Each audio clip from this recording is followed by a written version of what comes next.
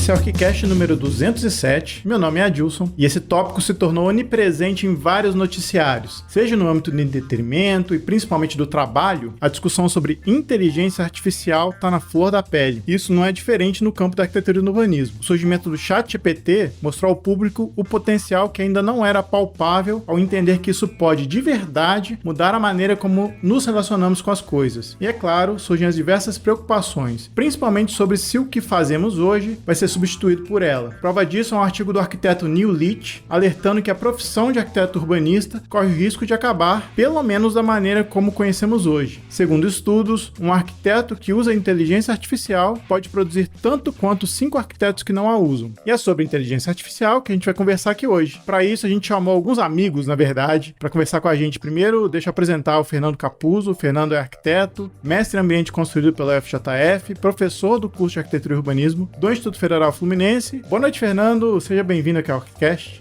Boa noite. Um prazer estar aqui com vocês. Obrigado pelo convite, cara. A gente convidou também o Leonardo Sanches. O Léo é arquiteto urbanista, mestre em ambiente construído pela UFJF também, doutorando em urbanismo pelo ProURB, professor da Uniacademia e gerente de departamento de pesquisa e geoprocessamento da Prefeitura de Juiz de Fora. Boa noite, Léo. Seja bem-vindo de volta. Tem um tempo que você não volta aqui para conversar, hein? Boa noite, gente. Obrigado pelo convite de novo. Eu estava realmente pensando nisso. Você falou 200 e poucos. Eu devo ter participado, sei lá, do 5º, alguma coisa dessa. Então me assustei um pouco com o tempo. Mas obrigado pelo convite de novo. Legal estar aqui de volta. Muito bom. Para conversar com os dois, estou aqui com o nosso time. Primeiro, deixa eu apresentar a Maressa. Maressa, tudo bom? Como é que você tá? Oi, gente. Boa noite, bom dia, boa madrugada. Eu sempre falo isso, porque as pessoas estão ouvindo em horários aleatórios. Mas boa noite aqui. Boa noite, Fernando. Boa noite, Leonardo. Que prazer ter vocês aqui para conversar com a gente hoje sobre esse tema que tá, assim, né, bombando. E tô muito curiosa para ver como que vai ser esse debate aqui hoje. Tá aqui também o Rafa. Boa noite, Rafa. Tudo bom? Boa noite, Léo, boa noite, Xará, né? E chamando pelos apelidos. Adilson, Maressa. Vamos aí falar de um assunto que tá na superfície aí, né? Tá na crista da onda, né, Rafa? Tá na crista da onda, é. Muito bom. Bom, antes da gente começar o papo, a gente vai pros e-mails, comentários e outras cositas massas.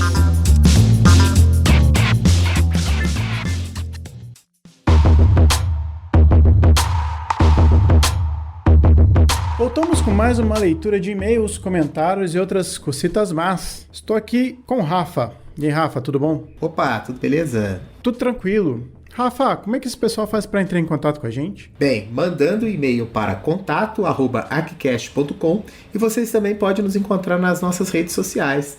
Temos Facebook, Instagram, Twitter. Temos um canal no Telegram, que não é bem uma rede social, mas é um canal que tem informações, e um canal no YouTube, que aí sim tem bastante conteúdo lá pra vocês, né, Adilson? Não, Telegram é rede social sim, ué. Como não?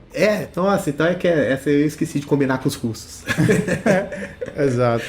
Bom, para você que quiser entrar lá no nosso grupo do Telegram, é só acessar digitando t.me/archicast ou procurar lá no próprio Telegram por ArchiCast, você vai achar lá o nosso grupo. Sejam bem-vindos para entrar por lá. E também a gente tem o nosso canal no YouTube, onde a gente eventualmente está lançando os episódios em vídeo lá também. Todos os episódios, tanto em áudio quanto em vídeo, saem por lá. Além dos episódios em vídeo, que a gente está agora fazendo as entrevistas, fazendo episódios ilustrados, episódios também que a gente acha que vale a pena também fazer em vídeo, a gente está colocando tudo lá. Segue a gente por lá, ativa o sininho para não perder nada que a gente está fazendo. E consegui, Rafa, fazer uma propaganda do YouTube direito. Muito bem, não, ficou ótimo. E olha aqui, ó, os 2 últimos episódios que estão lá em vídeo foram muito, muito legais. Um foi com as premiadas do Prêmio Instituto Tomi Otaki, e o outro foi com o Coletivo Levante. Então, assim, 2 entrevistas ilustradas, super legais. Então, se você tá nos ouvindo aqui agora e ainda não viu o nosso canal no YouTube, vai lá, faz isso tudo que o Adilson falou. Exatamente. Bom, Rafa, a gente vai ficando por aqui, deixando o pessoal com o episódio de hoje sobre inteligência artificial. Isso aí. Inclusive, nós aqui falando, não somos nós. É uma inteligência artificial que já pegou tudo aquilo que a gente já falou e colocou, e isso aqui é uma gravação feita por uma inteligência artificial. Tanto é que eu acertei a propaganda do YouTube, né? Pois é, olha só, fica aí a pulga atrás da orelha. Mentira, sacanagem, galera. Não tem nada disso não. Bom, enfim, vou deixar vocês com o episódio. Até mais, boa diversão. Valeu!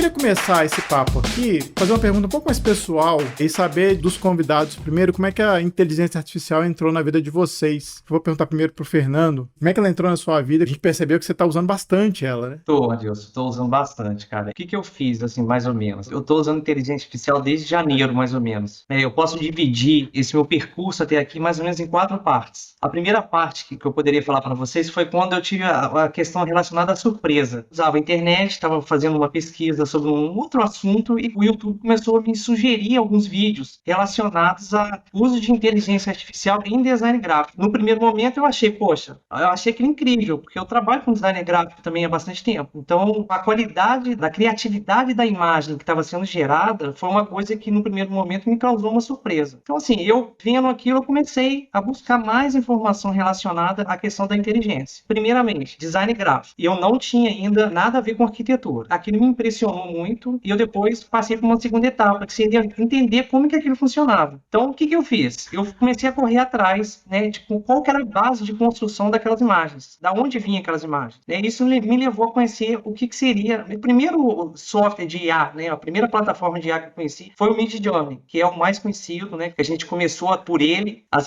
primeiras imagens que eu vi eram através dele. Então, eu fui ver como é que aquilo funcionava, né. Primeiro fui descobrir onde funcionava, como funcionava. Foi quando eu tive o primeiro contato também com a questão do que seria o prompt. Até então eu não tinha conhecimento de como que era feito aquilo, eu só sabia que aquilo produzia uma coisa que no primeiro momento para mim era uma coisa bastante extraordinária, né? Então eu fui ver o que era prompt. O que é um gerador de imagem? Na verdade a gente poderia traduzir a inteligência artificial, ele é um conversor de texto para imagem. E eu aprendi isso através do design gráfico. Então esse foi o meu segundo momento que eu poderia falar para vocês. Qual foi o terceiro momento? O terceiro momento foi quando eu peguei, né, eu aqui em casa, descobri como é que eu acessava o Midjourney. Na época ainda era livre, né? Eles davam um crédito pra gente poder fazer umas imagens. Então eu usava aquele crédito, eu acabei usando até mais de uma conta de e-mail lá no Discord para eu conseguir produzir mais imagens, né? Porque você consumia muito rapidamente as imagens, né? Desde o início eu já tinha uma noção que aquilo era um recurso limitado, não era assim como era colocado na internet, não era uma coisa que eu poderia fazer infinitamente geração de imagem. Então eu fui atrás de entender como é que aquilo funcionava. Então o que eu fiz? Como eu não tinha uma base ainda de como funcionava, eu peguei um prompt, que é uma sequência de palavras, né, um texto, né? Os geradores de imagem funcionam dessa forma. É como se eu estivesse pedindo para uma pessoa imaginar um contexto para mim. Então, como se eu virasse para um de vocês e falasse assim, olha, gente, faz uma descrição para mim de uma praia, da melhor praia que vocês já foram. A gente vai estruturar aquilo numa forma de palavra. E nós vamos gerar um texto sobre aquilo. A melhor praia era uma praia que a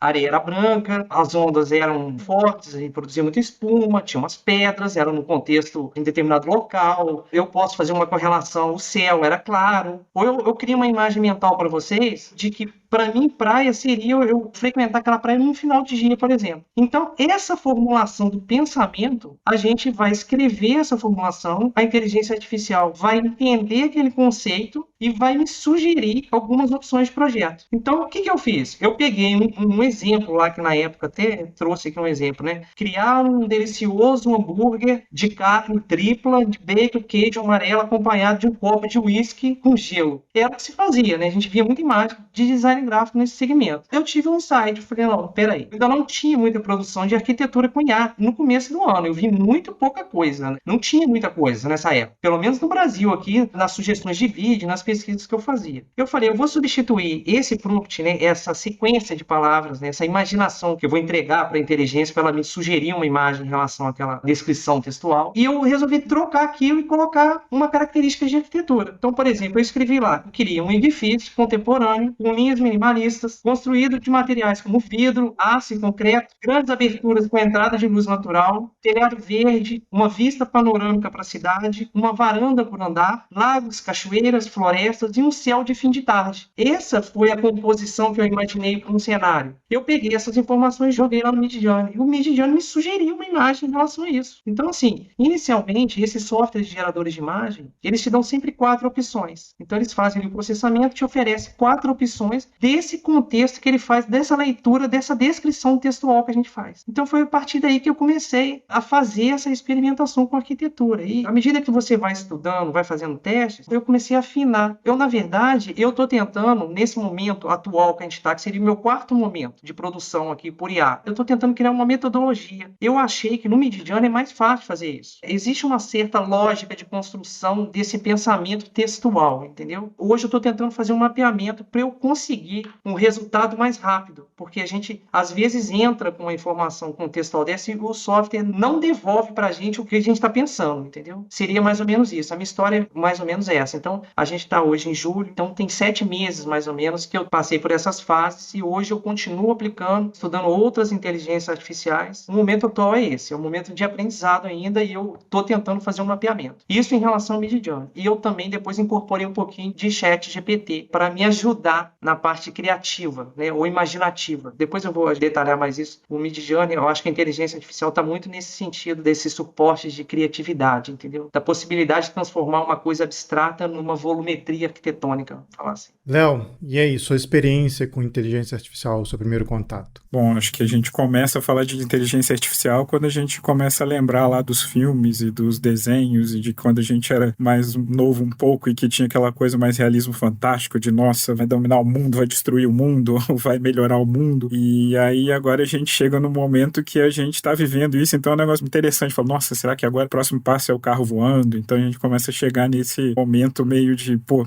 tá acontecendo. Mas em termos de inteligência artificial, acho que a gente tem uma história que às vezes a gente nem reconhece tanto, que já é mais atrás, enquanto a gente nem percebia muito o que era inteligência artificial. Então, sei lá, desde o AutoCAD, usando um AutoLisp ali, alguma coisa dessas, já era uma inteligência artificial muito rudimentar ainda, mas a gente já usava ali, fazia um hatch diferente, que já era automático, então a gente já começava por ali. E a minha relação começou nesse momento também, então foi lá, usando o CAD, descobrindo coisas, pensando em como que eu poderia fazer coisas no CAD de uma forma menos braçal e menos repetitiva. Então, pô, como é que eu posso melhorar isso? O que que acontece? E aí descobre um Lisp, descobre algumas coisas dessas. E aí depois começou a ser uma coisa um pouco mais intencional, de vamos buscar entender como é que isso funciona, trabalhar com programação. Então aí a gente vai começar a usar o Rhinoceros lá com o famosíssimo Grasshopper. A gente tinha ali uma possibilidade de usar o Galápagos, né, que já era um algoritmo evolutivo, já era alguma coisa de inteligência artificial, e aí a partir daí eu comecei a me aprofundar um pouco mais. Então também uso muito dessas coisas novas, tipo Midjourney eu acho que é o principal que a gente vai falar aqui hoje, mas eu uso muito da ideia de Deep Learning para poder incluir o Deep Learning na própria pesquisa. Então assim, como usar o Deep Learning para poder produzir uma ferramenta de análise do espaço urbano? Como é que eu posso trabalhar com isso para poder criar, por exemplo, uma legislação urbana que seja mais responsiva ao que está acontecendo ali com o desenvolvimento da cidade. E aí, já falando mais especificamente dessas ferramentas, eu testei todas elas que apareceram por aí nesses últimos tempos. Curiosidade, acho que é um dos meus fortes, de aparecer, eu quero ver como é que isso funciona. E aí também fiquei maravilhado com o Midjourney ali. Mas eu acho que o que mais eu me adaptei ao dia a dia do uso é o ChatGPT, porque realmente é uma coisa muito natural. Então, assim, um dia eu estava fazendo uma coisa no trabalho, que era programar umas coisas no ArcGIS, e surgiu a possibilidade de fazer uma coisa em HTML. Eu cheguei no ChatGPT e falei, olha, eu queria um código para mim em HTML de tal coisa. Apareceu ali um código melhor do que eu poderia ter pensado, simplesmente copiei e colei lá dentro. Então, assim, essa relação que é um pouco mais de uma ferramenta fácil de ser apropriada, acho que é o meu viés de uso da inteligência artificial, ela tá mais nesse sentido, de tentar me apropriar dessas coisas para poder melhorar minha vida. Então, fazer coisas ficarem mais fáceis e mais rápidas, entender isso. Então, a história é um pouco dessa, começa lá numa fantasia e termina agora no dia a dia que a gente está vivenciando isso. Agora eu queria perguntar pra gente aqui, a equipe do Arquicast, claro que a gente não usa, quer dizer, eu não sei, né? Eu vou saber agora. Mas eu, por exemplo, não uso de uma maneira para trabalho, algo assim no meu dia a dia. Mas eu queria saber se vocês já, Marissa e Rafa, já utilizaram e como é que enxergaram isso tudo. Eu vou fazer uma confissão.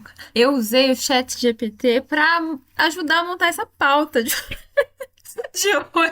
Perguntei várias coisas pra ele lá, ele foi respondendo, não sei se tá tudo assim adequado, mas assim, eu já usei algumas vezes essa ferramenta especificamente, mas voltando na pergunta, né, que a gente tinha feito inicialmente, a pergunta era assim, como que a inteligência artificial entrou na vida de vocês, né? Eu não sei dizer, cara, porque eu acho que ela entrou assim, foi entrando, né? Porque se você for parar pra pensar, a internet, as coisas que a gente usa, tá o tempo inteiro inteligência artificial ali colhendo dados e, enfim, eu não sei exatamente classificar, né, quais tipos, mas é até difícil dizer, assim, quando é que começou. No sentido, assim, de tomar consciência, né, e começar a utilizar alguma ferramenta. No meu caso, foi justamente nessa ascensão do ChatGPT junto com o DALL-E, não sei, que também é da mesma empresa, né, a OpenAI, né, acho que é isso. Eu vi alguém postando alguma coisa no ano passado, acho que no começo do ano passado, falando dessa ferramenta do DALL-E, e aí achei muito interessante, me inscrevi lá, porque antes você tinha que se inscrever para poder receber alguma autorização para usar, e comecei a usar, assim, não com questões arquitetônicas, mas tipo assim, nem o Fernando foi falando, ele faça uma imagem do pôr do sol pintado por Van Gogh, sei lá, coisa assim, bem recreativa, né? E aí eu fui conhecendo as ferramentas dessa empresa, né? E, enfim, já estava em ascensão, né? Hoje está bastante conhecida. Aí veio o ChatGPT numa outra versão. E eu comecei a perguntar algumas coisas, assim, antes, acho que antes era só em inglês no início, hoje ele já aceita, né? Outros idiomas. E ele já me ajudou, cara, numas coisas assim. Já perguntei coisas didáticas, assim, pedagógicas, como fazer uma aula de história da arquitetura barroca ser mais interessante e tal. Umas coisas nesse sentido, assim. Eu tenho um aplicativo e de vez em quando eu vou lá no Oráculo e faço umas perguntas pra ele.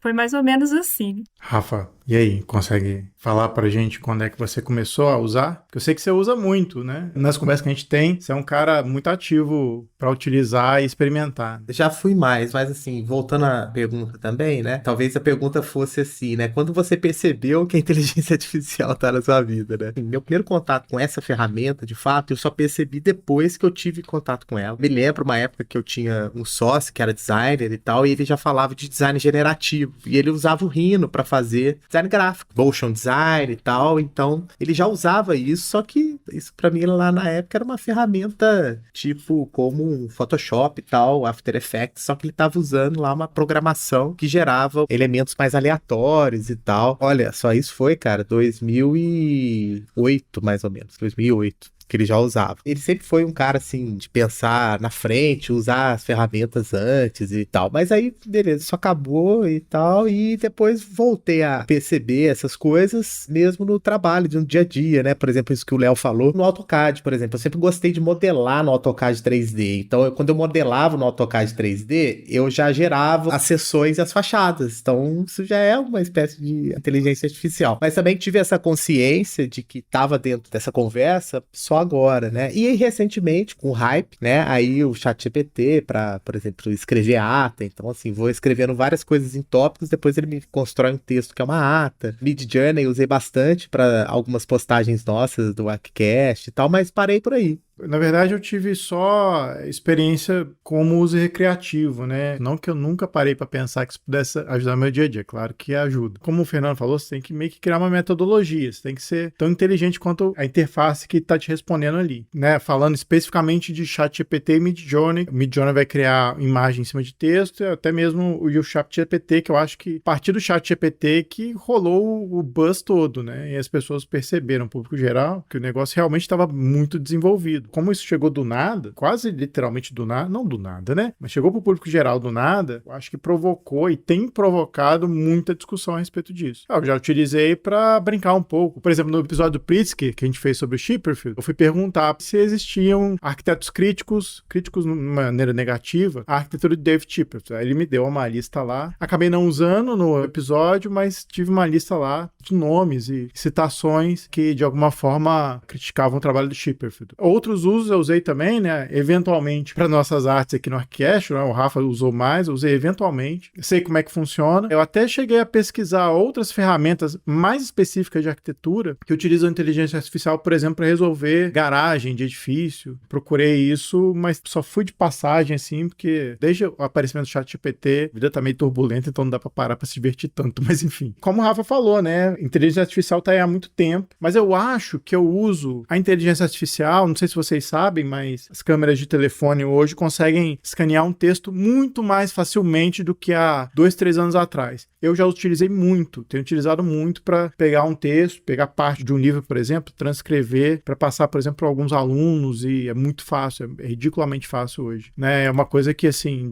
dos 2 anos para cá, nossa senhora, né? Um texto que estava todo estranho, hoje, nossa, ele lê lindamente. Eu tenho uma pergunta, não sei se alguém consegue responder, assim, eu não consigo. O Léo falou do Deep Learning, né? Você pode explicar um pouco, assim, para os nossos ouvintes mais leigos e para mim também, o que seria isso? Ou então, assim, qual que é o conceito geral, se tem um conceito, assim, da inteligência artificial também, sabe? Porque a gente tá falando, por exemplo, a gente tá falando dessas ferramentas, né, que a gente citou aqui, por exemplo. Você consegue digitar um texto e ela te dá uma resposta, seja imagem ou seja texto, né? Isso deve ser uma categoria, mas tem um conceito geral, assim, o básico de inteligência artificial e deep learning também, o que seria isso? Vou ser um pouquinho chato agora, porque não é a coisa mais simples do mundo explicar deep learning sem ser muito... Resuma em 3 frases. Brincando. Não, mas assim, falando um pouco disso, na verdade, é porque o Deep Learning, na verdade, é um processo de inteligência artificial que a maioria, assim, boa parte delas hoje, ela trabalha com essa possibilidade. Que, na verdade, é uma rede de decisões e medições ali que faz com que ele saiba se a decisão foi acertada ou não. Vou dar um exemplo muito rápido aqui. Imagina que eu estou fazendo um trabalho que eu preciso criar um mecanismo de avaliar a qualidade de uma via. Beleza, vamos começar. A primeira coisa que eu vou fazer é o seguinte, vamos pensar em uma forma de avaliar essa via. A minha primeira questão é, vamos ver quanto tempo eu demoro para atravessar. Qual que é o tipo de via que eu vou atravessar mais rápido? E aí eu modelo uma via e coloco ali o tamanho da via. Então essa eu tenho uma forma de avaliar, que é assim o tempo de atravessar, e eu tenho um dado ali de entrada, que é a largura da via. Isso é muito fácil de medir. Quanto menor a via, menos tempo eu vou demorar para atravessar. Então pronto, já consigo ensinar para a máquina isso muito fácil. Ela foi lá, fez os testes dela, viu que quanto menor, mais fácil de atravessar. Beleza, tem um ponto ali que é um primeiro momento de análise. Vamos pegar esse mesmo tema, vamos incluir mais um ponto de análise. Vamos pegar essa via e vamos colocar qual é o material de pavimentação daquela via. É uma rua de pedra ou é uma rua de asfalto. Isso começa também a interferir no tempo de atravessar aquilo ali. Uma rua de pedra vai ser, claro, muito pouco, mas vai ser mais lenta um pouquinho do que a do asfalto. Então a gente já tem ali algumas dicas do que vai ser uma rua melhor e eu tenho ali essas possibilidades de entrada e avaliação. Então beleza, criei ali uma primeira camada de análise. Agora vamos imaginar que é o seguinte, naquela parte da largura da via eu incluo um segundo item para analisar. Eu preciso que caibam 2 carros ao mesmo tempo. Então eu já estou analisando ali qual é a largura da via, qual é o acabamento da via ali, quantos carros ela cabe, e com isso eu vou criando uma rede de análises ali daquele tema. E a gente vai chamando isso de camadas, né? Então a gente chega aquela primeira camada ali que era da largura da via e do acabamento, aí depois eu já tenho uma segunda camada ali que já é a parte do se cabe 2 carros ou não, posso ter alguma coisa de acessibilidade e tal, e aí eu vou criando essas camadas uma em cima da outra. A partir do momento que a gente tem uma terceira camada ali, a gente já chama isso de Deep Learning, já está aprofundando demais essa rede assim, então já está ficando uma coisa mais profunda. Então na verdade esse aprendizado ele é você criar essa rede para que aquela rede ali comece a te dar resposta, sempre pensando nisso. Eu tenho uma entrada, uma forma de medir essa saída, se ela está funcionando ou não, e eu posso controlar pesos ali e tal. Então na verdade o Deep Learning é à medida que a gente vai aprofundando um pouco mais essas camadas. Eu tenho 3 camadas de decisão ali, eu já chego no Deep Learning. Então, na verdade, é um processo que a gente tem para poder fazer isso funcionar. Eu imagino que o Fernando, quando ele fala de metodologia, é um pouco isso também, né? Como lidar com essas camadas e como até fazer com que a inteligência artificial aprenda o que você está querendo saber dela, né? Sim, a gente entra com as entradas e eu quero que ela me dê uma saída, né? No caso, eu tenho um foco um pouco diferente do Leonardo, né? O meu foco é mais voltado para a parte criativa. Eu acho que a inteligência artificial, no meu meu caso, das aplicações que eu tenho feito, são mais voltadas para a possibilidade que a inteligência artificial dá da produção de referenciais projetuais, por exemplo. Você pega um aluno que está aí na parte TFG, a gente às vezes vai fazer uma orientação. Ele tem uma temática que ele quer misturar 2 assuntos. Dentro de um processo projetual normal ou comum, o que a gente vai fazer? A gente tem todo aquele processo que a gente vai passar. Pode ser que quando o aluno vai fazer o estudo de referenciais projetuais, não exista um referencial projetual para ele, que ele esteja procurando, por exemplo, que ele possa se inspirar. No caso da inteligência artificial, eu produzo os referenciais projetuais que eu estou precisando. Então, as minhas aplicações são mais nessa área, entendeu? Eu não faço o estudo que o Leonardo faz. Eu tenho usado a inteligência artificial como um suporte para amplificar, eu acho que a capacidade criativa nossa, projetual, imaginativa, né? Porque dificilmente, às vezes, a gente dentro de um processo de projeto, por exemplo, né, você vai gerar um conceito. O conceito que você quer criar, ele não tem um modelo para você seguir. Tá? Eu preciso combinar um aspecto com um segundo aspecto. Esse modelo eu não vou encontrar ele. Então eu produzo esse modelo. Eu vou mais nessa linha de atuação, né? Que é um pouco diferente do Leonardo. Então eu tenho usado a inteligência artificial justamente para criar referenciais projetuais, eu conseguir sintetizar ou gerar várias opções dentro da mesma temática. Então eu tenho um tema lá de arquitetura que eu quero trabalhar. Um aluno, por exemplo, quer trabalhar uma estrutura metálica, uma estrutura de concreto, ele quer trabalhar grandes vãos, mas não tem um referencial que ele possa se inspirar. Eu construo esses referenciais com ele. Então eu vejo nesse aspecto a possibilidade da inteligência artificial nos ajudar, né? Porque eu vejo que tem uma questão assim, eu acho que ela cria um buraco de minhoca, vamos falar assim, ela cria um salto entre a nossa cabeça, entre a ideia que está na nossa cabeça e a concretização de um volume arquitetônico, ela aproxima. Claro que não é a mesma coisa, né? Eu também tenho essa experiência de modelagem tridimensional. Eu fiquei um pouco surpresa, porque como que você imagina uma coisa e você já tem aquela coisa organizada formalmente, né? Então, uma das coisas que me impressionou foi, aí eu consigo produzir vários modelos com várias configurações muito rapidamente. Eu ainda não fiz nenhum teste de engenharia reversa, vamos falar assim. Como os geradores de imagem não produzem um modelo tridimensional, eu, por exemplo, não tenho como te pedir vistas, diferentes pontos de vista. Aí eu quero que você crie uma vista de pedestre para mim, diferente de um software que a gente faz um posicionamento de câmera, eu quero uma vista a tantos metros de afastamento e um ponto de vista a tantos metros de altura. Na inteligência artificial eu não faço isso. Eu posso até dar um modelo fotográfico para ele e falar, olha, eu quero que você crie esse ponto de vista a partir de um input de uma imagem. Eu fiz um projeto há um tempo atrás,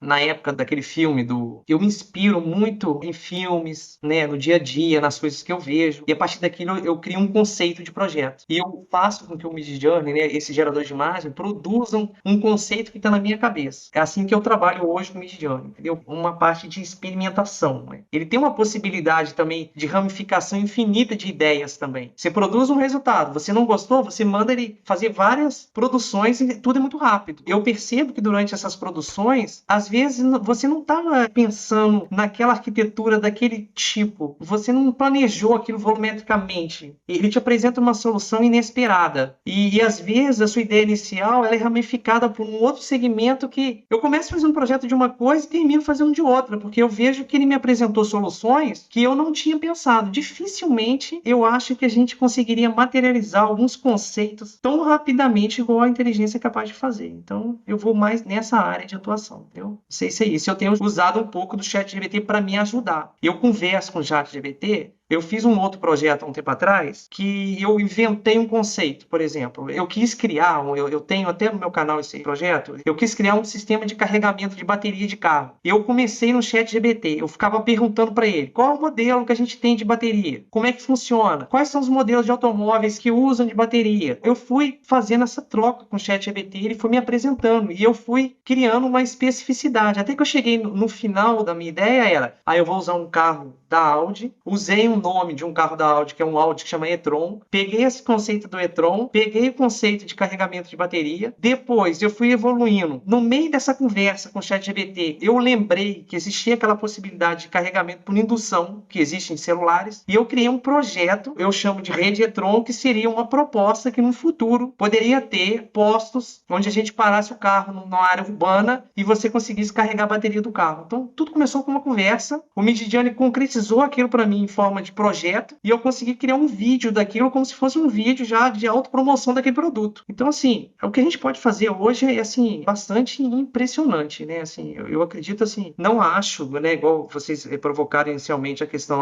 o arquiteto vai perder a função. Não vai perder. A gente é o condutor. A inteligência artificial não vive sem a gente. Ela precisa dos meus inputs, né? Ela não cria sozinha. Por enquanto, ela não vai criar um projeto dela mesma. Ela precisa da gente, como arquiteto, fazer uma condução para ela, né? Então, eu acho que a gente tem, assim, um campo, está começando ainda. Acho que a gente tem um campo de exploração muito grande e a velocidade que a inteligência artificial faz as coisas, igual você falou da questão, né? A Marisa falou, o ChatGPT me dá respostas muito rápidas. Então, você consegue conversar com esse chatbot como se fosse, eu já faço pergunta, ele me responde, eu já tomo uma decisão ali, eu posso fazer uma outra pergunta e eu vou fazendo, né, subdivisões e eu vou amarrando aquilo, mas você precisa ainda do arquiteto fazendo a gestão dessa informação toda e dessa condução até que você obtenha um projeto de arquitetura, vamos falar assim, né? A gente tem uma composição volumétrica, então eu acho muito pouco provável que a nossa função esteja ameaçada, ou por enquanto eu não vejo esse cenário, entendeu?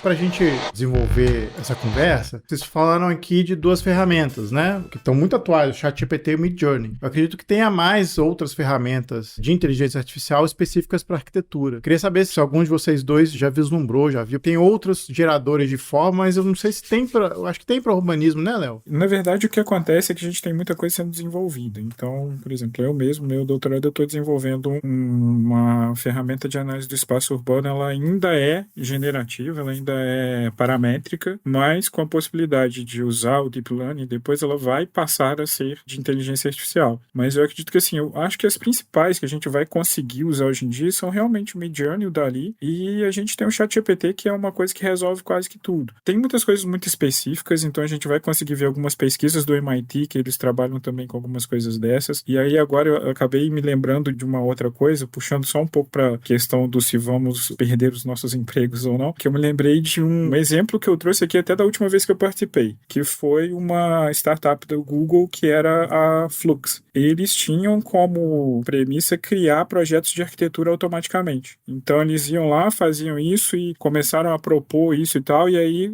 foi mais ou menos na época que eu participei, e aí depois disso deu um tempo, eu não fui saber mais, aí eu fui participar de uma outra conversa, eu fui ver como é que eles estavam. Eles tinham simplesmente acabado e tinham virado uma plataforma colaborativa com o mesmo nome, inclusive, tinham acabado, porque eles viram que, assim, a arquitetura não é a coisa mais simples do mundo de se fazer automaticamente. E aí hoje eu fui procurar de novo para poder ver como é que estava aqui e não os encontrei mais. Então, assim, é claro que, assim, hoje a gente está em outro momento, pode ser que isso mude um pouco, mas eu vejo também, por um lado, muito de um suporte nesse processo de projeto e tal. Eu talvez pense nele como quase que uma potencialização do croquis num nível que a gente não tinha antes. Então, assim, eu precisaria realmente fazer aquilo ali, eu posso pedir para que eles façam, então eu ganho uma possibilidade de visualização que não existia, mas em termos de... E aí, voltando agora para o urbano, para mim a principal questão de que a gente tem mais ferramentas de aí para imagem ou para texto, para responder perguntas, é porque um dos grandes problemas do urbano é exatamente como é que eu vou qualificar um espaço urbano. O que é um bom espaço urbano? O que é uma boa arquitetura? Então, essa parte mais de análise, ela fica um pouco mais complicada. Então, como é que eu vou dar uma resposta para uma inteligência artificial que aquele espaço urbano ele é adequado?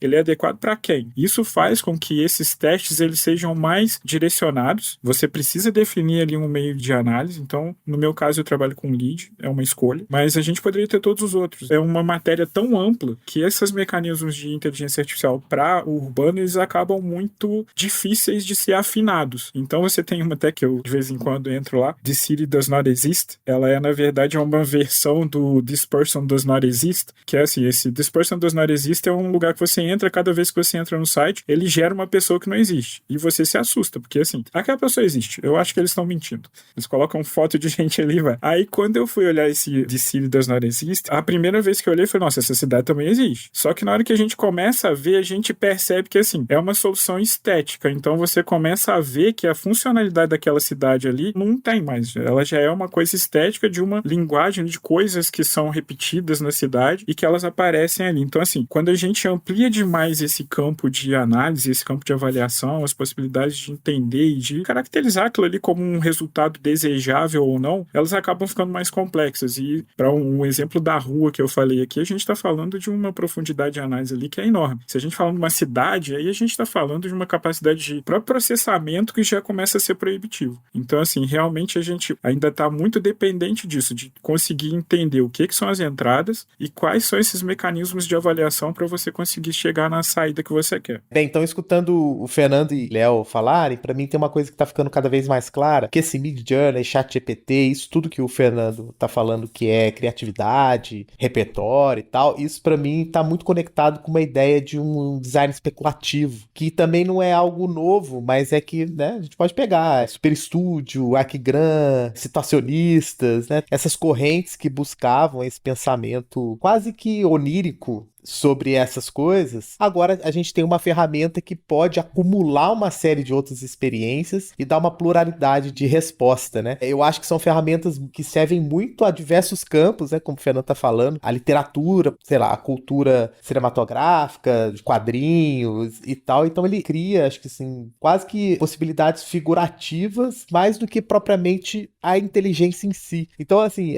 na verdade, essa minha percepção parece que a gente tá olhando duas coisas aqui. O Léo tá falando um pouquinho das coisas que estão dentro da máquina e o Fernando tá falando da aplicabilidade dessas coisas que essa máquina é capaz de produzir, né? E a gente vê claramente como que isso já reverbera em produções culturais e tal. Como eu já citei, né? O próprio Solarpunk, a Marvel com Pantera Negra, né? Que eles chamam de afrofuturismo. A inteligência artificial, ela entrega um pouquinho dessas possibilidades de agilidade para esse tipo de pensamento livre, né? E o que o Léo tá falando diz respeito aos mecanismos, às conexões, às redes de informação que vão produzir essa resposta. Teve um vídeo do Átila que foi bem interessante, que ele explicou que não é necessariamente uma inteligência artificial, mas sim uma inteligência sintética, né? Esses mecanismos, eles criam, vamos dizer assim, atalhos para algumas coisas, até porque para que eles possam dar respostas, eles precisam compactar as informações para dar uma resposta, né? Talvez isso que o Léo tá falando, né, de ser difícil reproduzir, por exemplo, uma análise urbana, é porque em algum momento essa informação tem que ser compactada para ser gerada uma resposta, e aí você tem muitas perdas nesse processo. Então, aí já entrando um pouquinho aí para frente, eu acho que não tem como você tirar o humano desse processo de interpolação da informação, sabe? Não sei se foi meio complexo, mas...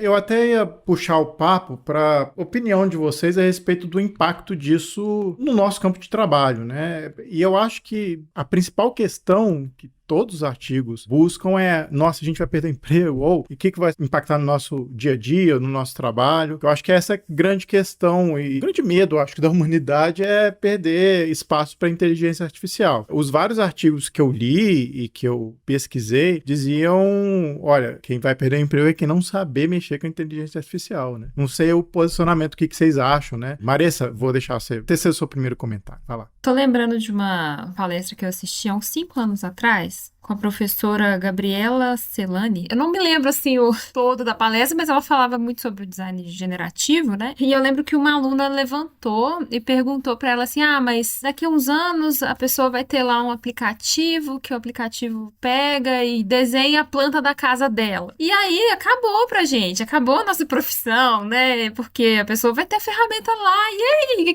que vai acontecer? E aí eu lembro que ela deu uma resposta, assim, ela falou assim, mas aí, qual que é o seu entendimento de arquitetura? Porque pra mim eu acho ótimo que a pessoa tem uma ferramenta que desenha pra ela a planta da casa dela, que ótimo, que bom. Mas será que o seu papel é só desenhar a planta, né? Qual que é o seu papel, assim? Então, eu lembro que a resposta foi muito nessa direção, assim, passa por uma redefinição também da forma de atuação, do campo de atuação, né? Fazer uma planta, qualquer pessoa pode fazer uma planta, né? Isso não é uma coisa tão complexa assim. E aí, se você tem uma ferramenta que te ajuda, que dá mais precisão, que bom, que ótimo, né? Se a pessoa vai ter uma casa, talvez, com uma espacialidade melhor. E aí eu fiquei pensando, lembrando dessa fala, assim, eu assisti uma live do Cairo Okuda. Ele é um arquiteto, né? Ele tem um canal no YouTube e ele fez um debate sobre o impacto da inteligência artificial na arquitetura. Eu achei interessante uma coisa que ele colocou, assim, ele colocou, tipo, 3 estágios ou 3 formas de atuação, né? Ele falou assim, olha, se você é um arquiteto que trabalha só na base da estética ou da visualização daquele espaço ali, muito provavelmente realmente as ferramentas podem concorrer muito com você, porque você tem lá um aplicativo hoje, eu tava vendo um vídeo no Instagram, que você tira uma foto do ambiente e pede pra ele, eu quero um ambiente projetado no estilo escandinavo, sei lá. Ele vai te dar lá os móveis e tal, se bobear já te mostra a loja, onde que você compra, não sei o quê. Então, assim, pra que o projeto, né, digamos assim, de interiores e tal, porque a pessoa vai ter acesso a isso. Depois, se você é uma pessoa que trabalha só com parâmetros, por exemplo, legislação urbanística, ou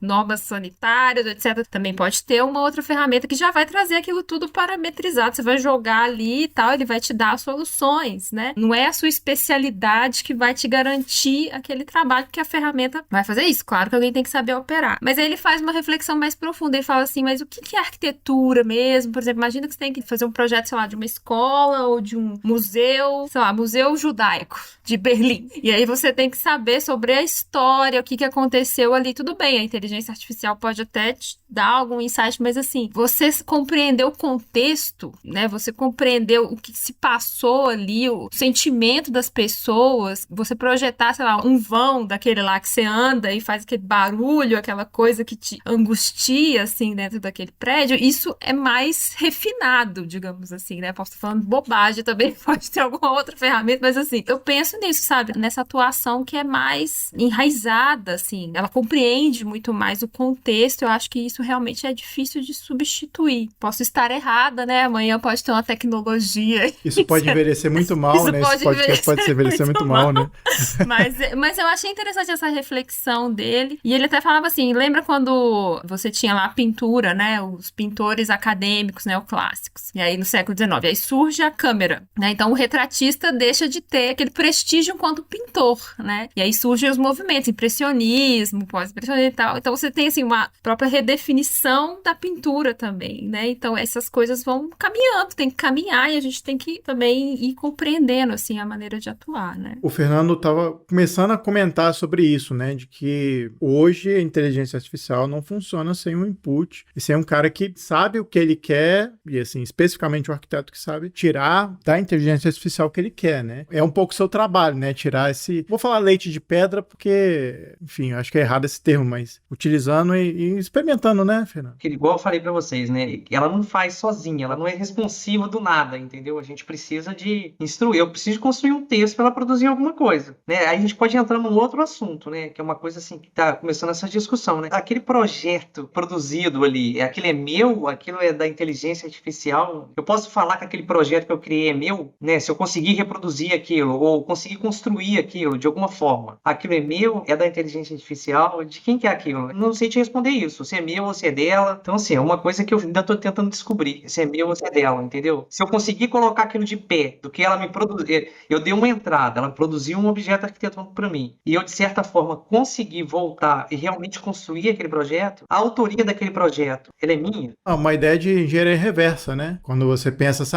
tem que ter uma planta daquela imagem que eu gerei, como é que eu faço, né? Porque eu acho, né, com o tempo que eu tenho agora, assim, né, eu não tenho tanto tempo, né? Diferente igual do Leonardo. Leonardo, ele estuda assim, como aquele é feito, como aquele é gerado, como aquele é produzido. A rede, ele estuda a máquina. Eu não estudo a máquina. Eu uso aquela ferramenta para me ajudar na parte criativa, na geração de imagem. Igual vocês colocaram aqui nessa discussão. Às vezes, a inteligência artificial, ela vai produzir um resultado volumétrico que eu sei que não dá para fazer, não dá para construir. A gente não tem tecnologia para construir, às vezes, as proposições que ela faz, né? Eu tenho feito alguns projetos, uma mescla de urbano, usando parametria. Porque uma outra coisa que eu descobri ao longo desse tempo, a inteligência artificial, eu preciso de ter um vocabulário também. Por exemplo, se você não tem um vocabulário que ela entende, eu não vou entrar na parte do Léo aqui, né? Eu estou fazendo uma análise que eu vejo da máquina para fora, ele vê da máquina para dentro. Então, da máquina para fora, eu preciso de ter algumas ferramentas que eu só descobri com o tempo. Eu cheguei à seguinte conclusão com IA. IA é igual um átomo. Você tem um núcleo. O núcleo desse átomo, ele é a temática da arquitetura que eu quero gerar. Então, por exemplo, se eu quero uma casa, um prédio, prédio, uma prisão, uma escola, o que for. Eu tenho aquele núcleo. E em volta daquele núcleo eu tenho a eletrosfera. Aquela eletrosfera que vai girando em volta do núcleo são os parâmetros que eu vou colocando de características arquitetônicas que eu quero que ele produza. E eu já reparei, com o passar do tempo, que às vezes, dependendo de uma palavra ou de um elétron desse que fica na eletrosfera, se eu entrar com uma informação que ela não entende, ela produz um resultado totalmente divergente do que eu gostaria. Então, assim, eu tenho feito esse mapeamento. Tem algumas inteligências artificiais, igual o ChatGPT, né? Eu fazendo uma leitura, eu não faço uma leitura técnica do funcionamento. Vou deixar isso bem claro aqui. O que acontece? Dizem que o ChatGPT aprende com a gente. Então, você vai fazendo pergunta, ele vai entendendo. Então, como se ele estivesse mapeando o seu comportamento. Vamos falar assim, suas classes de pergunta, como que eu quero as respostas. E eu tenho notado que algumas IA também estão fazendo esse mapeamento. Eu tenho usado uma IA que não é o Midjourney. Depois que o Midjourney começou a ser cobrado, eu pulei para uma outra, que eu tenho reparado que eu, às vezes, brigo um pouco com ela. Às vezes eu quero que ela faça uma característica para mim e ela não faz de jeito nenhum. Ela ignora algumas coisas minhas. Então, eu acho, né, eu não tenho comprovação do que eu estou falando em relação a essa inteligência artificial. Não estou estudando nível de máquina. Mas eu tenho reparado que ela, às vezes, aprende comigo. Ela vê que eu tenho uma tendência em produzir um modelo de arquitetura específico, independente da temática, da relação de parâmetros que eu vou colocando em volta do núcleo ali, que seria o meu tema principal, ele sempre vai tender para uma mesma direção. Tem uma coisa engraçada que eu aprendi com o tempo. Toda vez que você diz para ela que você quer uma arquitetura futurista, eu vejo que o resultado, a saída, é sempre um céu acinzentado. É uma coisa impressionante. É um céu cinza, é um céu em tons de cinza, um céu preto. E eu, às vezes, brigo que eu não quero que seja feito um céu preto. Então, por exemplo, o que eu descobri? Por exemplo, se eu inserir no meio dessas palavras-chave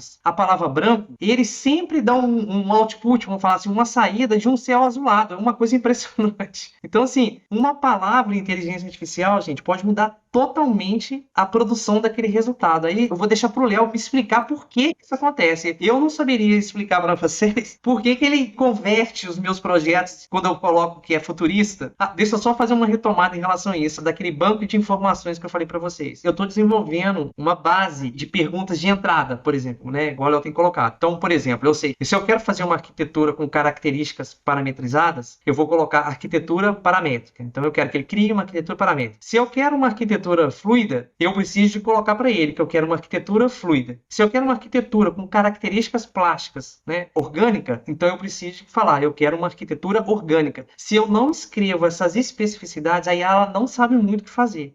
O negócio é que assim, como é que ela entende o que é o seu orgânico, né? O que é orgânico, né? É um conceito muito abstrato. Eu imagino que ela aprenda também a maneira como você escolhe as imagens. Orgânico, eu entendi que o Fernando tá entendendo que orgânico é uma arquitetura que imita a natureza, né? Então, isso que eu ia falar. Ele associa a biomimetismo. Toda vez que você escreve alguma coisa, arquitetura orgânica, ele sempre vai pegar referenciais biomiméticos. Ele vai procurar na natureza uma formação natural para ele gerar, e ele vai misturar a arquitetura com essa formação natural. Eu tenho até um trabalho sobre arquitetura biomórfica. Ele produziu uma arquitetura para mim que ela parece que é um galho de árvore, né? Foi o que eu falei. Então, por exemplo, se você vai fazer... Isso é construtível, né? Vamos falar assim, é possível colocar em pé, né? A gente brincava na nossa época de faculdade, né? Se você consegue fazer na maquete, aquilo consegue ficar em pé. Mas é diferente no caso de uma coisa computadorizada. Muito dos resultados que a gente, às vezes, faz essa liberdade projetual, tá? Não vou entrar em detalhe do que a Marissa falou. Isso é arquitetura? Isso atende ao meu cliente? Queria passar pro Léo. Léo, o Fernando fez uma pergunta para você. Como é que a inteligência artificial entende que é o Fernando que tá perguntando? Ou você sabe? Eu não sei se você sabe responder também, às vezes você não sabe. Não, assim, eu não sou o maior especialista em deep learning aqui, mas eu entendo um pouco de como é que isso funciona assim. É porque, na verdade, é exatamente isso. Você cria ali uma rede que ela tem entradas e respostas de se aquela entrada é válida ou não, e avaliações ali. Isso realmente vai começar a aprender. Então, ela teve uma resposta, você classificou aquela como uma boa resposta, ela vai tentar, não é replicar aquilo, mas tentar entender que aquela é uma resposta boa. Aí você fez uma pergunta, ela te respondeu uma coisa que era ruim. Aí ela já vai entender que aquilo ali ela não vai poder usar mais. Então, realmente é um treinamento. Aí eu vou falar uma coisa aqui que até pode ser fake news, me desculpem, mas é uma coisa que eu ouvi há pouco tempo, que eu não tive tempo de pesquisar se realmente é isso, mas que aqueles captchas que a gente responde, eles são para treinar inteligência artificial. Não é fake news, não, é verdade. É verdade? Então eu já posso contar.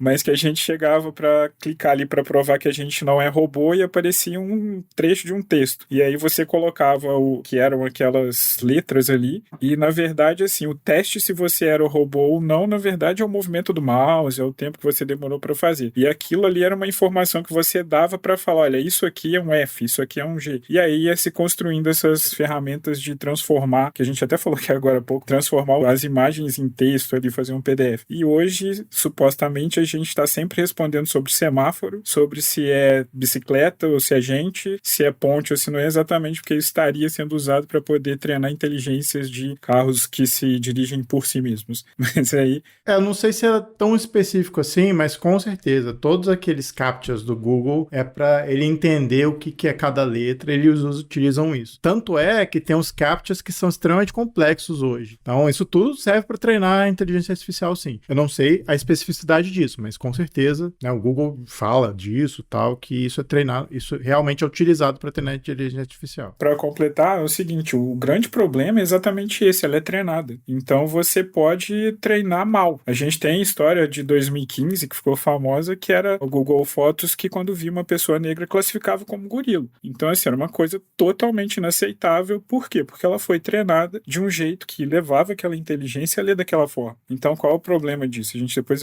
pode até falar um pouco mais dessa questão ética, mas ela realmente ela é treinada. E em termos de legislação, por exemplo, a gente tem uma API do próprio ChatGPT que ela te permite criar um chatbot para sua empresa ou para sua prefeitura, assim. Então, você pode criar lá um chat que te responda coisas sobre a legislação urbana. Então, você vai... E isso depende de um treinamento. Ele não sabe a legislação urbana daqui de Juiz de Fora, por exemplo. Mas a gente pode fazer aquilo ali, entender da legislação urbana de Juiz de Fora e responder coisas daquele jeito. Já é disponível. Então, você consegue fazer isso ali. E realmente é um treinamento que ela sofre ali para poder aprender como é que isso vai funcionar.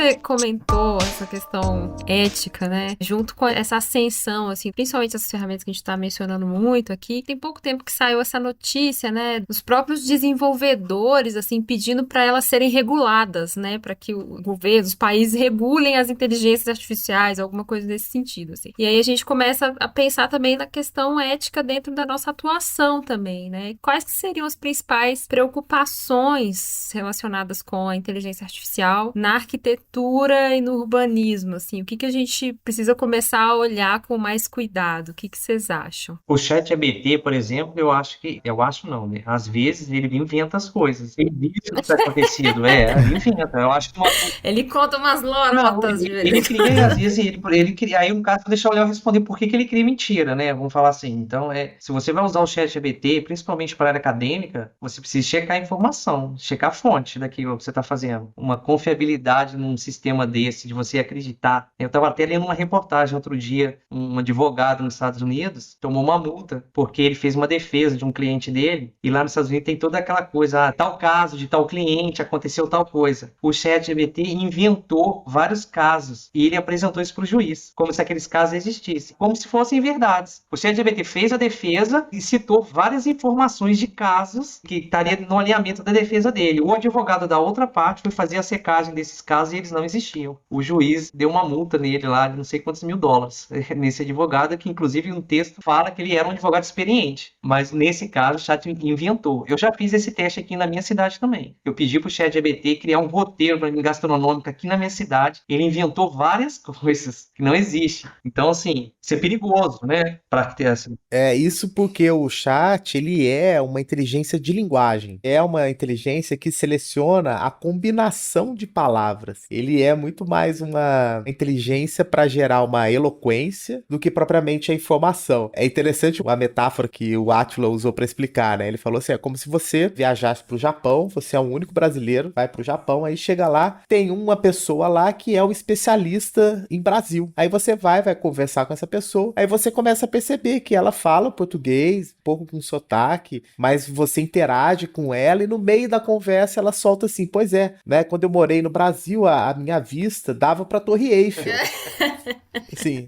Esse é o lapso da inteligência do ChatGPT, porque ele tá ali construindo uma eloquência. E isso é extremamente perigoso, de certa forma. Se você não tem na ponta que tá dando um input, ou mesmo que tá recebendo essa informação, você tá criando um mundo completamente paralelo em relação à nossa realidade, né? Aí já entra também nesses limites éticos e até mesmo do conhecimento da ferramenta, né? O Fernando estava comentando, né? Isso é meu ou isso é da inteligência artificial, de quem que é o produto, né? Passa por também uma questão ética. Eu acho que essa questão ética é do usuário também, no sentido de que ele está se responsabilizando por utilizar uma informação que ele pegou na inteligência artificial, mas que não tem um fact-check, né? Não tem um checador de fato ali. Eu imagino que tenha outros perigos, não só de uma informação errada, mas eu imagino também que inteligência artificial, ela não é uma verdade absoluta, e eu fico imaginando também que ela causa uns erros. Não sei se o Léo já vivenciou ou experimentou alguma coisa desse sentido. Assim, só para responder um pouco das perguntas, assim, realmente o que acontece é que ela pode ser inteligente, mas ela é ingênua. Então, assim, alguém contou para ela que isso aconteceria, que isso seria uma verdade. Não inventou aquilo necessariamente do nada. Ela ouviu aquilo em algum momento, foi treinada para entender aquilo como sendo uma verdade, mesmo que não seja. Então, assim, ela não tem uma capacidade de discernimento do que é ou que não é verdade. Então, isso é um dos problemas. E o grande problema é que, assim, essa profundidade desse deep learning que eu estava falando lá atrás, essa profundidade de camadas, a quantidade de camadas que o ChatGPT, por exemplo, usa para poder construir aquelas respostas todas, é muito grande. Então, acaba que em algum momento a gente perde a noção do que está acontecendo ali. Você já não consegue mais acompanhar esse processo. Ele vira realmente uma caixa preta, que você tem uma entrada, muita coisa acontece ali dentro, e a gente realmente não sabe como que ele chegou naquele final. Então, assim, realmente é uma coisa... E aí, falando até do controle das IAs, eu sinceramente não sei te dizer como é que isso poderia ser feito, porque ela depende dessa rede, ela depende dessa quantidade de coisas acontecendo ali dentro, e isso faz com que seja quase impossível você entender como é que ela gerou uma coisa ou outra. Então, acaba que a gente precisa ter um pouco mais de cuidado com as entradas que vão gerar aquele processo de conhecimento que ela vai começar a entender as coisas ali, do que propriamente com o processo, porque o processo é muito difícil de ser compreendido. Então, assim, se você tem uma inteligência artificial que é instruída exclusivamente por homens brancos de classe média alta, ela vai ter um viés ali que é totalmente desse tipo de pessoa. Então, assim, eu acho que para essa resposta, para esse controle, entre aspas, daí, ela está muito mais em garantir que tenha uma diversidade na instrução, garantir que as pessoas que vão entrar com os dados ali representem um pouco mais a humanidade como um todo, do que propriamente falar, não, esse processo aqui ele não está funcionando, ele não tem que ser assim, ele tem que ligar isso com outro. Então, assim, eu acho que a gente tem que ter um pouco mais de cuidado com essa possibilidade. Porque, assim, se a gente for pensar, só o fato de uma inteligência artificial ela ser instruída exclusivamente por computador, ela já limita totalmente quem está usando aquilo ali. Então já tem uma parcela da sociedade que está totalmente excluída desse processo, e as respostas da inteligência artificial não vão refletir essas pessoas. Então esse é um dos problemas éticos que eu acho que a gente precisa discutir um pouco mais nesse contexto, que é exatamente essa necessidade de diversidade na entrada de informações, porque senão realmente ela vai ficar muito enviesada ali.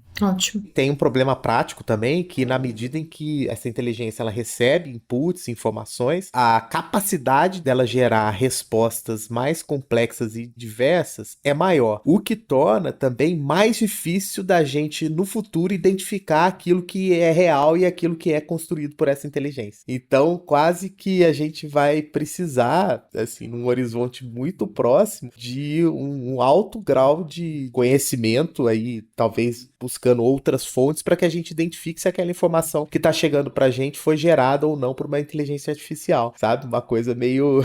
eu vejo um cenário meio distópico, assim, meio sabe? Black Mirror. Assim, você recebe uma... Totalmente, né? Isso aí é o que? É real ou foi produzido por uma inteligência? Vai haver uma mistura entre essa noção de realidade, simulação, e que a gente vai saber mais onde a gente tá, né? Você diz no sentido de que, como as nossas relações são mediadas pela tecnologia, você não sabe se vai ser alguém ou alguma inteligência que tá fazendo aquilo, né? Como o Léo falou, né? Tem aquela brincadeira que você faz de uma inteligência artificial criar um rosto de uma pessoa, você vai acreditar que aquilo é uma pessoa, né? Vai regular isso? Como é que funciona? Os governos vão querer se responsabilizar, vão responsabilizar as ferramentas, enfim, isso é um negócio muito complexo mesmo. Queria fazer duas perguntas em uma pra gente finalizar nosso papo. Primeiro, como é que vocês acham que essas ferramentas vão ajudar na nossa profissão como é hoje? E segundo, Por conta disso, como é que os arquitetos, especificamente nós arquitetos, a gente deve se adaptar a essa nova realidade das IAs, eventualmente estarem no nosso dia, já estão, né? Mas estarem mais presentes ainda no nosso dia a dia? Primeiro, assim, sobre como vai impactar a profissão. Eu ainda vejo, nesse momento, como uma coisa de ampliar possibilidades. Então, assim, ampliar possibilidades, agilizar processos e muito de eliminar processos repetitivos e de te conseguir substituir algumas coisas que sejam mais braçais mesmo. E isso impacta até na possibilidade de desenho mesmo. Então, a gente tem um Revit, que não é necessariamente inteligência artificial, mas ele já resolve vários problemas ali que a gente precisaria tratar em algum momento. Então, eu ainda vejo ela como uma coisa mais de suporte, de ampliação de capacidade, do que propriamente alguma coisa que vai substituir. No caso da parte urbana, por exemplo, a gente vai ter muita coisa de inteligência artificial ligada à responsividade. Então, você vai ter mecanismos que vão controlar a iluminação pública, você vai ter ali medida de tráfego, então tem muita coisa nesse sentido. Aí escolhe-se um recorte específico e trabalha-se aquilo ali. Em termos de como se adaptar a essa nova realidade, a gente está fazendo um exercício de previsão aqui que pode envelhecer muito mal,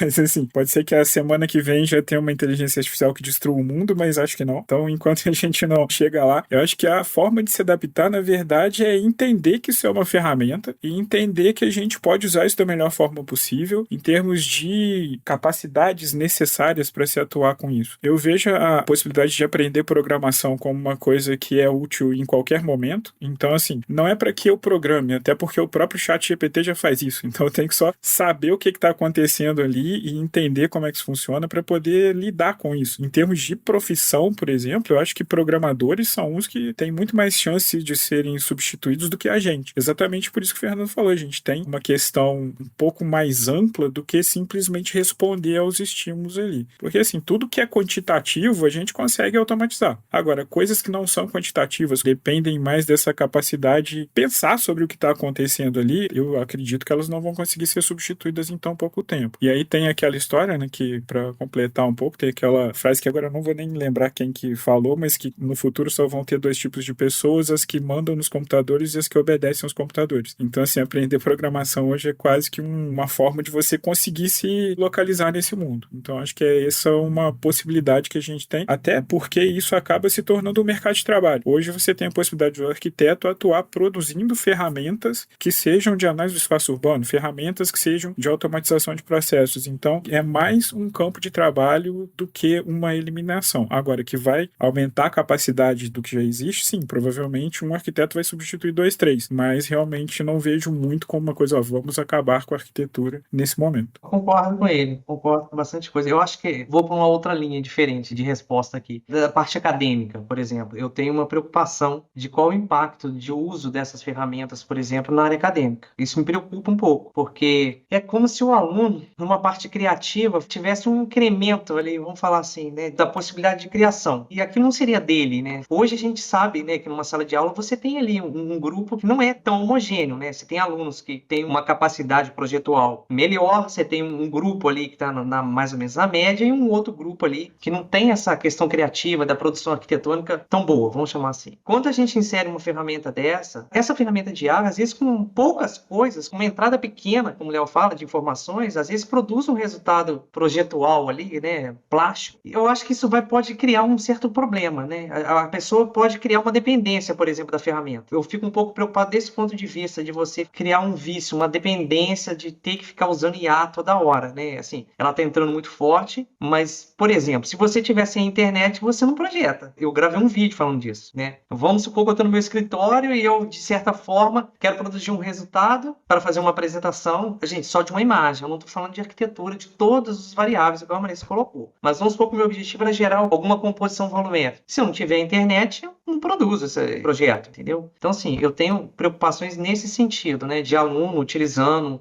o ChatGPT para construção de textos, por exemplo. Eu acho que o ChatGPT, ele é muito bom, por exemplo. Eu tenho trabalhado em algumas disciplinas de fundamentos, que é a parte escrita nossa, equivaleria ao TFG1 que tinha antigamente, né? Que é a parte da produção textual da pesquisa. A gente percebe que alguns temas de alguns alunos, que eles às vezes não têm tanto domínio, na construção, por exemplo, do corpo do projeto. Eu vejo que a possibilidade do ChatGPT ajuda ajudar nessa construção, por exemplo, do direcionamento do projeto, do que vai ser pesquisado. Eu já gravei um vídeo no meu canal aonde, por exemplo, eu mostro, aí eu não sei o que projetar. O título lá do meu vídeo era o ChatGPT te ajudando a você construir uma ideia de projeto de trabalho de finais de graduação. Então você conversa com ele como se fosse uma pessoa, né? Vamos falar assim, igual o Léo falou, né? A gente vai fazendo perguntas, eu gostaria de trabalhar nessa área, com sustentabilidade. Ele vai te dar opções. Aí dentro daquelas opções fala, eu gostaria de trabalhar com algum material reciclado na área de plástico, por exemplo. E ele vai aprofundando. A gente consegue ir gerando recortes durante essa conversa do ChatGPT, né? Até que a gente consiga construir uma linha ali de pesquisa. E eu já fiz isso algumas vezes e eu achei bastante interessante o uso nesse aspecto, entendeu? Então, assim, me preocupa, assim, algumas coisas desse tipo de dependência, artificialidade, o incremento artificial da criatividade, por exemplo, né? Estou falando só da plástica. É importante lembrar que a arquitetura não é a plástica, né? Não é só o resultado final. A gente tem que entender o cliente, o espaço, né? A urbanidade. A gente tem várias coisas aqui. O meu foco de trabalho ultimamente está muito na parte criativa. Fico um pouco preocupado nesse aspecto dos alunos sofrerem esse incremento, entendeu? Um incremento artificial proporcionado pelo uso dessa ferramenta. Então,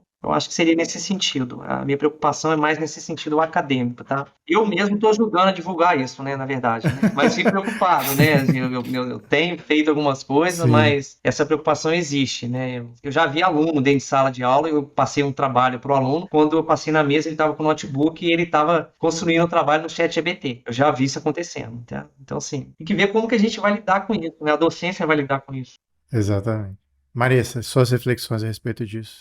Minhas reflexões são mais, assim, temos que nos tornar mais humanos. Então, assim, eu acho que eu sempre procuro enraizar, sabe? Olhar para a história, assim, olhar para o passado. O que aconteceu, né, nos grandes momentos de mudança, né, de mudança de paradigma, assim, quais foram os caminhos que foram trilhados. Eu sei que é desafiador, mas eu acho que a gente precisa disso, sabe? A gente precisa da leitura, precisa olhar para a história, precisa olhar para aquilo que já aconteceu, porque as coisas sempre vão se repetindo, né? Porque se fala muito assim, a IA vai dominar e tal, a quarta revolução industrial, tudo bem, é verdade, né? Essas coisas estão aí, mas e aí, como que a gente humanamente, né, lida com essas questões? Eu não tenho uma resposta, gente, porque essa questão é muito difícil.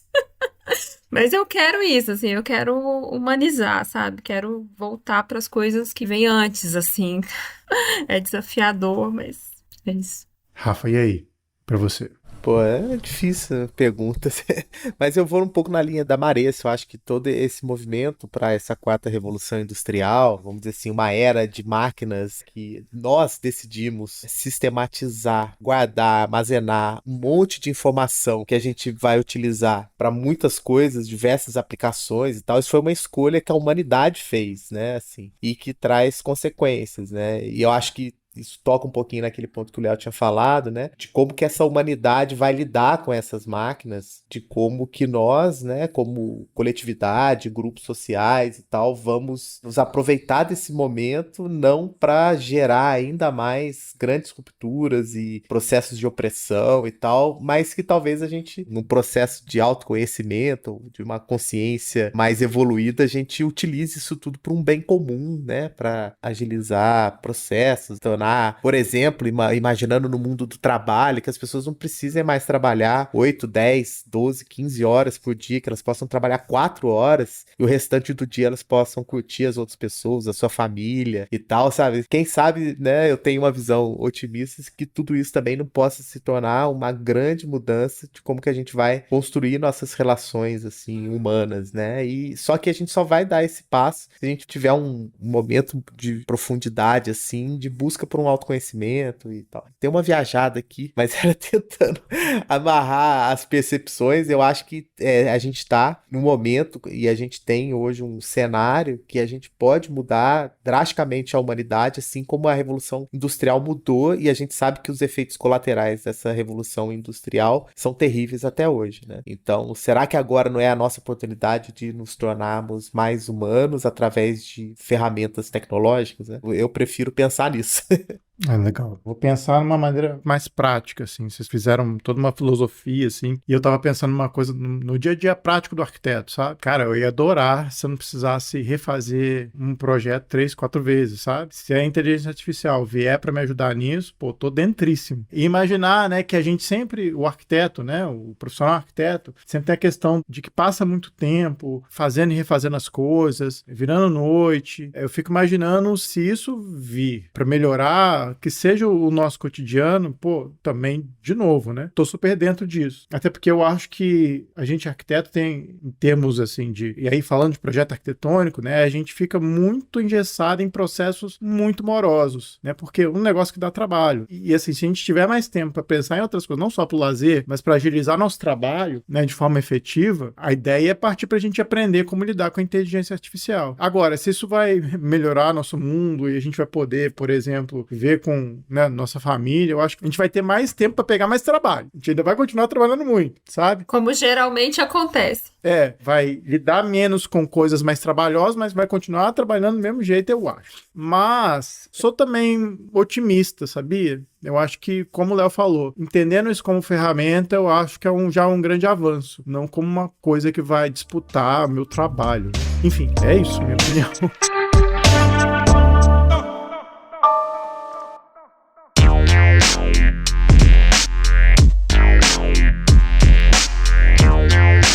Bom, finalizando então o episódio de hoje, queria chamar a gente aqui para fazer a rodada de dicas. Léo, dá sua dica pra gente. Assim, na verdade, eu vou fugir um pouco do tema, mas na verdade é porque eu acho que a gente está discutindo um pouco da tecnologia. Então, assim, tecnologia na vida das pessoas, e isso, a gente tinha isso muito discutido em certas músicas no início da década de 2000. Então, eu vou indicar uma banda aqui pro pessoal ouvir que chama Grandaddy, tradução seria Vovozinho em inglês, porque eles têm alguns discos lá que eles discutem exatamente isso. O que a tecnologia vai fazer com as pessoas? Em certos momentos, uma coisa mais triste, em certos momentos uma coisa mais alegre, mas era sempre uma discussão assim, era uma discussão que existia muito naquele início dos anos 2000 ali, a gente teve o Radiohead lá com o OK Computer, aquelas coisas todas, então é sempre bom a gente dar uma olhada lá. E fora isso, eu acho que a grande vantagem desse boom da inteligência artificial é que a gente tem alguns veículos mais populares, assim, que eles estão discutindo o assunto e com algumas visões muito interessantes e de explicar muito bem as coisas. Então eu vou até citar aqui uma coisa que todo mundo já conhece, provavelmente metade do pessoal que tá vendo aí deve ter crescido vendo esse canal no YouTube, que é o Manual do Mundo, e eu acho que é muito interessante que eles têm lá umas duas coisas que são muito interessantes pra gente começar a conversar sobre isso, que é uma série sobre como os computadores funcionam, que é, assim, muito importante a gente ver, que ela ensina muitas coisas ali que a gente não consegue entender normalmente, e eles têm também um vídeo explicando o Deep Learning, que foi o melhor que eu já vi, o mais simples que eu já vi alguém explicar até hoje, que, Maria, se você quiser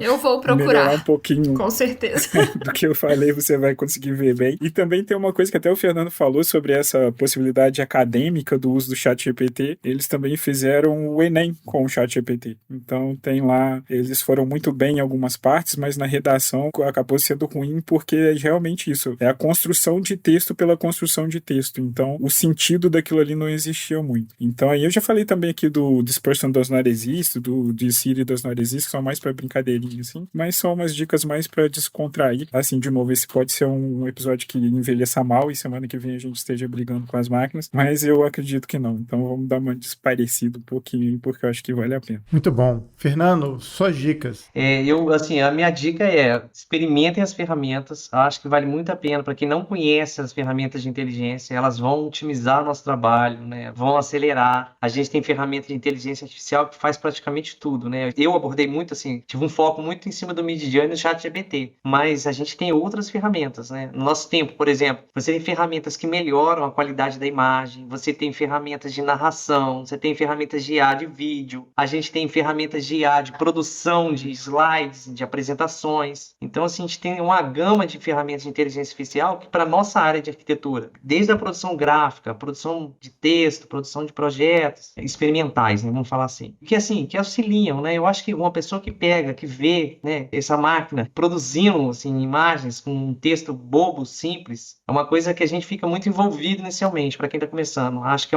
gera uma surpresa, fala, nossa, como que essa máquina consegue fazer isso, né? Então, a minha dica aqui é experimenta, entendeu? Que eu acho que é uma ferramenta, é importante frisar a questão da ferramenta, é uma ferramenta, não faz sozinha, precisa da nossa presença, mas é uma coisa que eu acho que vale muito a pena por um aluno de arquitetura, por um arquiteto que já trabalha, fazer uso dessas ferramentas, testar, né? Começa na brincadeira o negócio, acho que vocês vão curtir bastante, tá? Eu tenho 2 perfis, já que o Adilson me permitiu aqui, eu tenho um perfil que é Fernando Capuzzo do Instagram, @Fernando Capuzzo. Esse perfil com 2 E's, Fernando Capuzzo com 2 E's. Esse perfil que eu tenho, eu apresento os meus projetos e apresento também algumas ferramentas de IA. Então eu coloco algumas matérias, falo um pouco de ChatGPT e um pouco de geradores de imagem, tá? Lá eu não trabalho só com Midjourney, eu trabalho com uns outros também, tem um outro que chama Lesca que eu trabalho, tenho trabalhado com uma outra ferramenta chamada Leonardo AI também, e tenho trabalhado recentemente com uma outra, né, que é CiArt. Então, assim, são geradores de imagem também bastante interessantes. O meu Leonardo tá viciado, como o Leonardo falou. Ele só quer fazer imagem para mim, assim, com uma caracterização muito discutível, que abandonar ele recentemente, porque eu não sei o que ele aconteceu, comecei a brigar com essa ferramenta. Então, lá nesse perfil do Fernando Capuzzo, tem esses vídeos, e eu tenho um outro que eu criei depois, que é IA Arquitetura Artificial, tudo junto, IA, Arquitetura Artificial. Esse canal IA Arquitetura Artificial, eu posto só os meus projetos, tá? Eu tenho uma linha mais futurista, vamos falar assim, eu tenho explorado muito a questão da forma, testando, ver quais são os limites de criação realmente desse potencial das ferramentas de inteligência artificial. Então, para quem quer ver só o projeto, vai no IA Arquitetura Artificial. Quem quer ver os projetos associados com informações na área de inteligência artificial voltadas para o nicho de arquitetura, vocês podem acessar o Fernando Capuzzo com 2 E's. Eu estou sempre postando, eu dei uma diminuída um pouco no meu ritmo, mas eu estou sempre postando material novo lá e tal. Espero que vocês gostem. Dê uma chegada lá que vocês vão ter bastante coisa diferente, assim. A gente não vê muito. Maressa,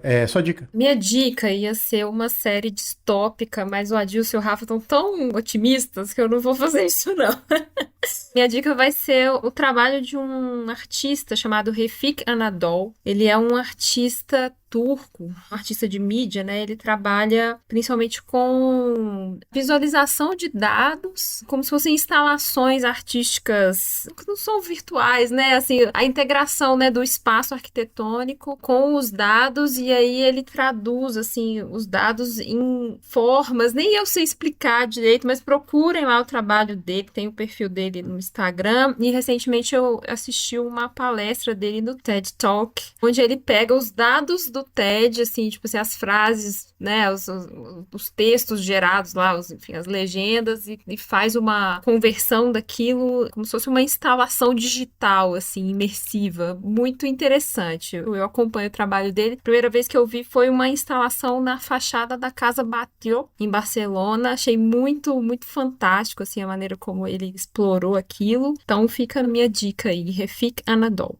Rafa, sua dica. Bem, minha dica vai ser muito simples, assim. O pessoal deu dicas bem profundas e completas. A minha dica vai para quem tá entrando um pouquinho nesse assunto também, que são 3 vídeos muito simples do Átila, que ele fala sobre inteligência artificial, mais especificamente do ChatGPT. Ele faz um vídeo, chama Esse vídeo não foi feito pelo ChatGPT. Depois ele fala quem tem medo do ChatGPT, e por fim, ele faz como a inteligência artificial já manipula sua vida, que aí ele discute um pouquinho mais sobre essa ferramenta no nosso cotidiano. Então minha dica é essa. Bom, minha dica vai ser algo um pouco mais simples, não tem a ver com inteligência artificial, apesar de ser uma tecnologia. Eu sempre dou essa dica para os meus alunos que querem fazer mapas urbanos diferentes e tal, que é o Snazzy Maps. O que ele faz? Ele pega o template, digamos assim, do Google Maps, diversas templates diferentes. Então você pode pintar a rua de um jeito, construção de outro. Então tem vários templates que você pode usar e desenvolver também análises urbanas por lá. Então é ótimo para os alunos e para quem também utilizar ferramentas de visualização de satélite. O site snazzymaps.com. Fica a minha dica aí de hoje. Bom, depois das dicas e depois das conversas, deixa eu agradecer aos convidados aqui. Primeiro agradecer ao Fernando. Fernando, obrigado pela sua presença aqui e volte mais vezes para conversar com a gente. Com certeza, pode me convidar que eu volto. Obrigado mesmo. Muito bom. Agradecer também ao Léo. Léo, brigadão pela volta aí para discutir inteligência artificial com a gente. Eu que agradeço o convite, realmente eu, de novo, assustei com tanto tempo que eu vim aqui e estou sempre à disposição quando vocês quiserem, só chamar que a gente tá de volta. Bom. Vanessa, episódio concluído. Concluído, check. Obrigada, Fernando. Obrigada, Léo. Foi um prazer conhecê-los, conversar um pouquinho aqui. Obrigada, Rafa e Adilson. Valeu, mais um. Isso aí. Mais um, né, Rafa? Valeu, obrigado, Léo. Obrigado, Xará, Marissa, Adilson, por esse episódio. Até a próxima. Bom, então a gente fica por aqui. A gente volta daqui a 15 dias com mais um episódio pra vocês. E até mais.